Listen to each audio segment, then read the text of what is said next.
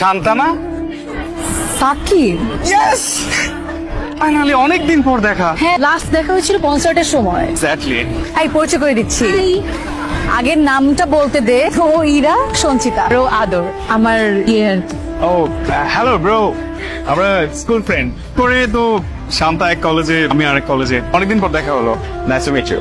Nice to meet you bro. কোথায় আছেন? আমার বাসা বনশ্রী। হ্যাঁ, no no no no bro, মানে আই মিন আপনি এখন কি করছেন? এখন কিছু করছি না। ভাই ব্রো, এখন কি বসে থাকার সময়? হ্যাঁ না, আসলে ঠিকঠাক জব পাচ্ছে না। তাই কোনো চিন্তা নাই ব্রো, আমার একটা ছোট কোম্পানি আছে, আমি কাজ করার লোক খুঁজে পাচ্ছি না। চাকরি পাচ্ছেন না? শুনে অনেকগুলো সার্কুলার দেওয়া আছে, জয়েন করে ফেলেন। এই এখন খাইস না, আদর আসো, তারপর একসাথে খাবো। ফ্রেশ হতে। আমরা এখানে বসে পড়েছো, চলো শুরু করি। ব্রো প্লিজ বসেন, এই বসেন। তোমার যে এরকম একটা বন্ধু আছে আগে বলো না একটু।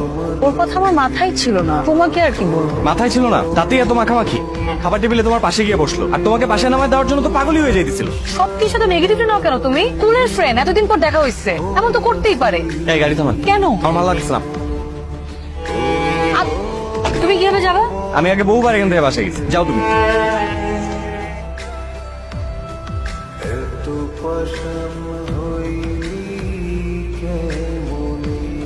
আমার মনে হচ্ছে আমাদের ব্রেকআপ করে ফেলা উচিত। এই যে তুমি আমাকে ফেলে চলে গেলা, আগের শান্তা কখনো এটা করতে পারতো না। যার কথা মাথায় ছিল না সে তো এখন মাথায় ঘুরছে। এমন তো হবেই, এমন আরো অনেক কিছুই হবে এখন। আমাদের আর কোনো যোগাযোগ থাকবে না। So don't call me, don't text me.